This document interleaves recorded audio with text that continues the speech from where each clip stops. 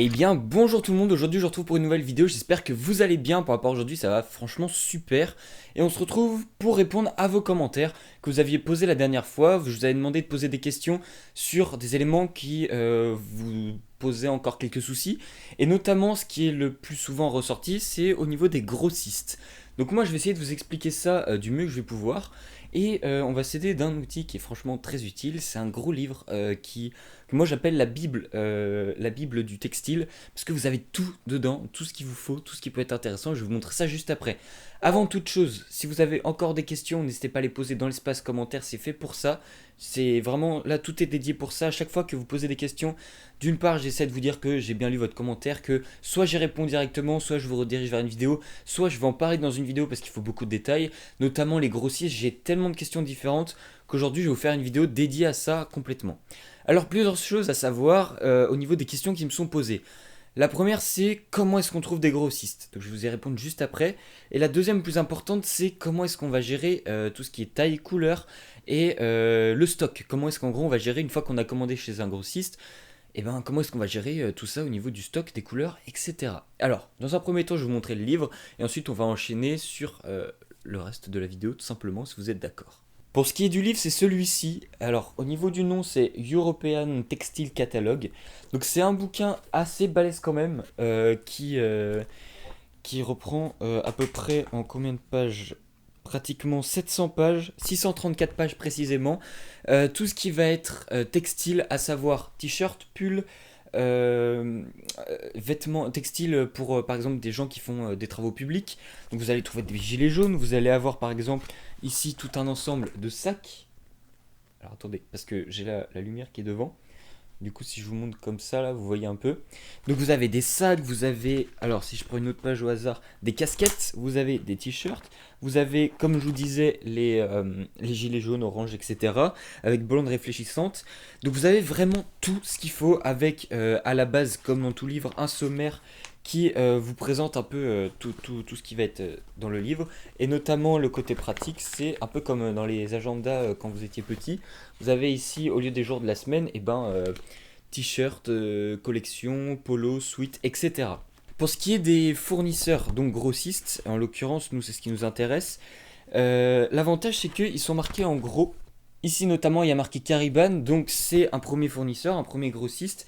Vous avez par exemple Fruit of the Loom, vous avez BNC, vous en avez de nombreux. Alors, comment les contacter et pourquoi les contacter surtout? Parce que c'est bien de contacter des gens, mais il faut savoir pourquoi est-ce qu'on souhaite les contacter et surtout la demande qu'on veut. Vous allez regarder sur internet, sur des magazines comme ça que vous pouvez trouver chez des imprimeurs, notamment. Moi, je sais que comme j'habite à côté de Clisson, j'avais un imprimeur à côté de Clisson avec lequel j'ai communiqué et qui lui m'a donné gratuitement ce livre. Alors je ne sais pas le prix qu'il coûte en réalité, je vous laisserai regarder, vous tapez European Textile Catalogue et normalement vous allez avoir le catalogue en question. Voilà, donc ça c'est tout ce qui se fait en Europe bien sûr, comme d'où son nom l'indique. Et pourquoi est-ce qu'il vaut mieux choisir une personne que d'autres? Moi ce qui m'a réellement permis de faire mon choix, c'est simplement un livre qui m'a été offert, donc c'est les 1000 t-shirts mythiques. Et en gros, j'ai lu que au tout début, Fruit of the Loom s'est fait connaître, donc c'est un fournisseur aussi. Fruit of the Loom, c'est une marque qui s'est fait connaître pour sa qualité au niveau des t-shirts, etc. Et du coup, c'est de là où je commande mes t-shirts maintenant pour la marque Win. Donc là, c'est un pull. Alors, je ne saurais plus vous dire le nom du fournisseur. En tout cas, nous on travaille avec Tuntu qui nous imprime tous nos textiles, etc. De ce côté-là aussi, il y a l'impression. Et ça sort le 1er novembre, juste petite parenthèse. Donc voilà, il faut bien savoir ce que vous voulez, que ce soit par exemple des casquettes, et ben vous allez avoir un fournisseur qui va être plus intéressant qu'un autre, vous allez vouloir des t-shirts, et ben va falloir vous orienter vers un autre, etc. Vous avez compris. Encore une fois, comment est-ce que c'est faisable pour les communiquer? Alors, vous m'avez demandé comment se sont passés les échanges et tout. Le mieux, c'est d'abord d'entamer une discussion soit par mail, soit par téléphone, mais le mieux c'est d'arriver à bien réfléchir à ce que vous allez leur dire avant, votre demande précise, avoir une sorte d'idée de la quantité, etc. que vous voulez, mais vous pouvez faire de devis qui sont sur les sites, etc. Très important pour commander, soit c'est l'imprimeur qui vous le fait parce que lui aura un numéro de SIRET, sinon il va falloir que vous ayez déjà créé votre entreprise, que vous ayez tous les trucs en ordre, de manière à pouvoir commander au nom de votre entreprise, car en tant que particulier, vous ne pouvez pas commander sur tous les sites de grossistes, notamment je pense, moi j'avais essayé sur BNC et j'avais pas pu à l'époque. Ça a peut-être changé entre temps, mais en tout cas voilà, je sais que c'était pas possible à partir du moment où vous n'avez pas de numéro de SIRET. D'après ce que j'ai compris, principalement votre demande c'était pour avoir des grosses quantités. Quel est l'avantage premier d'avoir de grosses quantités au niveau du textile et non de faire à la commande? Eh bien c'est que vous allez avoir par exemple sur 10 produits une réduction de 5%, sur 20 produits une réduction de 10%, etc. Ça va être dégressif les prix en fait. C'est-à-dire que plus vous allez commander, moins vous allez payer. Donc une pièce qui peut de base vous coûter 25 euros va à la fin vous en revenir à 22, 20, 21 peut-être. Et c'est là où ça va être intéressant pour vous faire une marge supérieure. Parce qu'il ne faut pas oublier que quand même vous vendez votre produit, mais vous derrière il faut que vous arriviez à vous faire une marge suffisante pour arriver à refaire des projets derrière, remettre du textile en vente, etc. Le but c'est vraiment d'avoir un fonds de commerce assez intéressant. C'est là où les grossistes sont intéressants aussi et que il faut arriver à l'utiliser intelligemment. Mais sachant qu'au début, vous allez forcément dépenser de grosses sommes pour avoir de grosses quantités.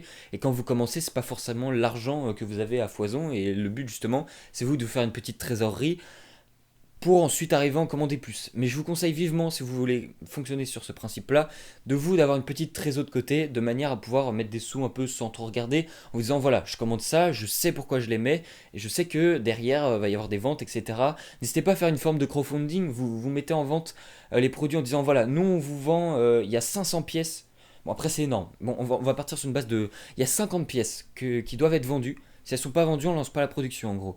Et imaginons que vous avez 20 à 30 commandes, peut-être vous allez vous dire bon ça peut être intéressant, il me restera 20 textiles, déjà s'il y en a 30 qui partent, que je suis sûr, il m'en restera 20 à vendre, si j'ai déjà réussi à en vendre 30, il n'y aura pas de souci pour vendre le reste. Après c'est un pari à faire, sinon vous avez les 50 ventes, et ben là vous envoyez, et si vous avez plus de mal à ce moment là, je vous conseille de faire à la commande, par exemple avec des sites comme Vistaprint, je sais qu'ils font des t-shirts qui restent de bonne qualité, et eux travaillent avec Fruit of the Loom, et également il y a Tuntu avec qui je bosse, en particulier avec Win.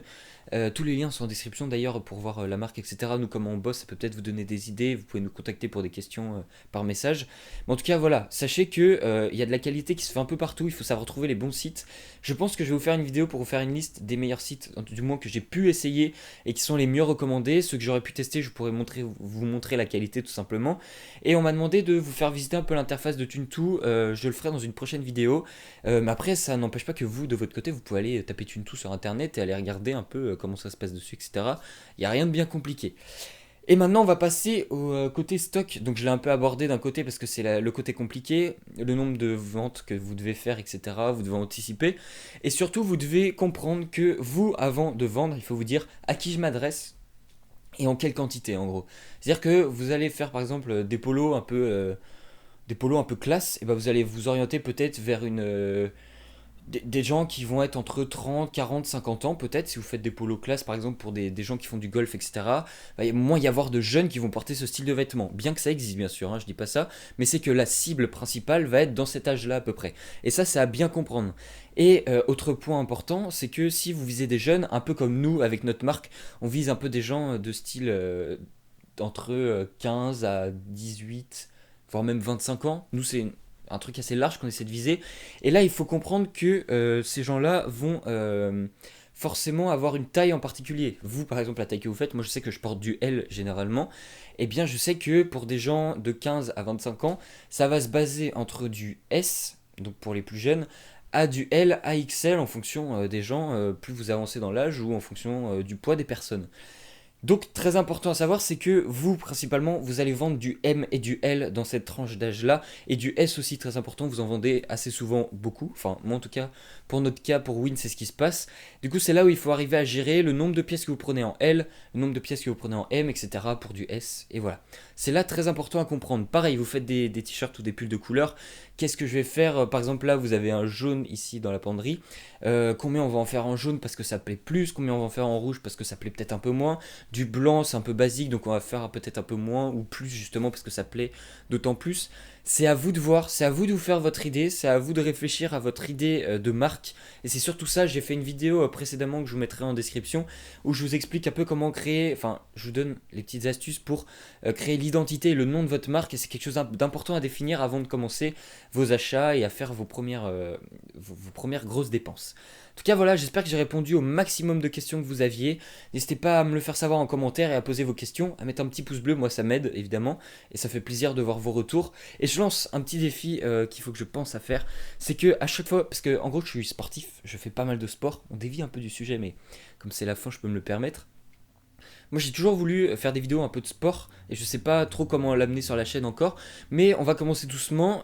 Plus vous allez mettre, en gros par exemple, je vais avoir 30 likes sur cette vidéo. Moi de base je fais une série de pompes tous les jours pour me maintenir, etc.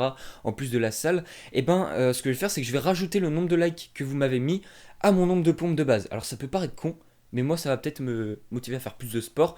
Et vous derrière ça va peut-être vous encourager bah, voilà, à m'aider d'une part pour soutenir mon travail que je fais en termes de vidéos, parce que je pense qu'on passe quand même beaucoup de temps à faire des vidéos pour vous aider, contrairement à de nombreuses marques où on n'a pas beaucoup d'informations dès qu'on essaie de poser des questions.